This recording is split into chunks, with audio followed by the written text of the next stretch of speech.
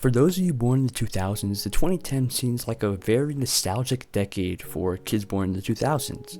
And as a 2000 kids myself, in this video I'm going to be explaining the nostalgic things I missed from the 2010s decade. The first thing I'm going to bring up are TV shows. Those are definitely one thing I still remember a lot from the 2010s, and something I quite frankly miss. My favorite TV shows to watch were definitely on Cartoon Network and Nickelodeon. The shows that I really miss from Cartoon Network is Adventure Time, Regular Show, Teen Titans Go, Clarence, and the list goes on and on. Nickelodeon also has some good TV shows. Big Time Rush, iCarly, Henry Danger, Victorious, and of course, SpongeBob SquarePants. Couldn't beat the OG classic. If you did not watch any of those shows in your childhood as a 2000s kid, not only did you not have a childhood, but you are also a menace. How are you even living life right now? That's just so depressing. How do you never wake up in the morning, eat a bowl of cereal right before school, and watch a good episode of Teen Titans Go or SpongeBob SquarePants? Like, come on, there's no way you have never done that before.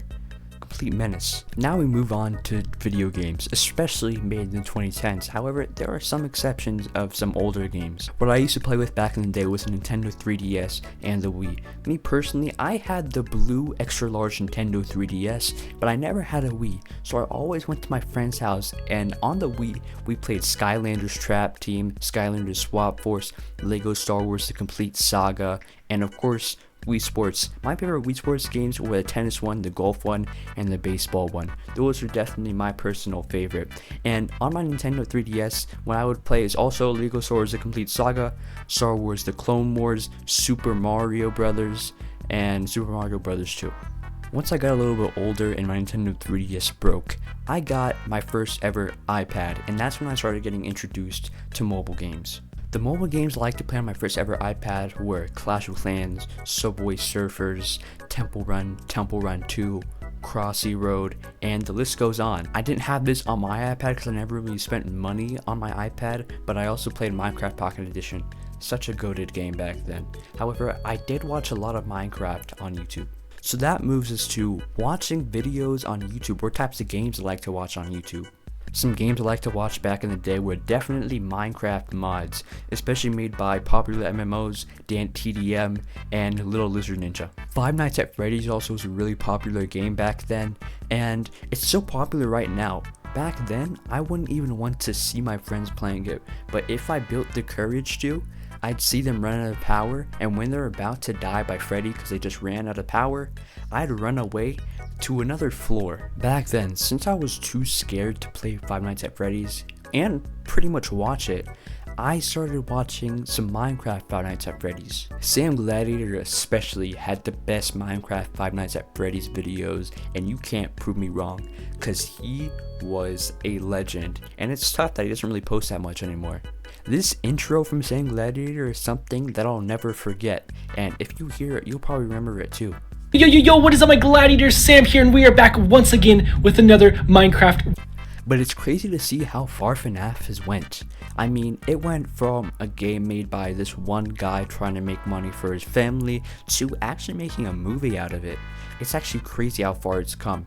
It's actually coming on October 27th, and don't expect me not to watch it because I'm going to be one of the first people to watch it. That leads us to a few honorable mentions of scary topics. Slender Man, Jeff the Killer, Smile Dog. Those are all some pretty scary topics, but I never paid too much attention to them. Now we move on a little bit later into the 2010s, and I'm talking about around 2017.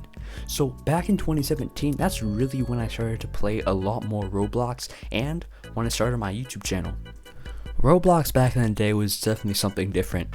Now we kind of have like role players and Slenders. What the hell? But my favorite Roblox games back in 2017 and 2018 were Phantom Forces, the OG, Prison Life 2.0, the Jailbreak, also a really good one, the OG Welcome to Bloxburg. Man, that was really overtaken by role players. That stuff is way too cringe. I can't even play that game anymore. Every 5 minutes, you'll have someone knock onto your door, asking them to adopt you. Trends and songs are definitely one reason why I feel so nostalgic towards the 2010s. Watch Me Whip and Watch Me Nae Nae, definitely a very popular song back in the day. The bottle flip challenge, I remember everyone used to start flipping bottles back in the day. It was crazy, especially back in elementary school, right after class. Fidget Spinners were also very popular too. They were getting spun around everywhere at school, and I'm pretty sure most schools actually banned them. Well, luckily my school didn't, but they'd always get taken away. Beyblades, this was a bit earlier in the decade, but Beyblades used to be so popular. I remember walking home from the bus stop and having all my friends playing Beyblades. It was just good times back in the day. And you cannot forget the legendary trend back in the mid-2010s, Pokemon cards. Pokemon cards were extremely popular. You had everybody having a Pokemon card. I remember at the end of school, people used to pull a folder of Pokemon cards outside their bag and they started trading it. Some people even started selling it for money.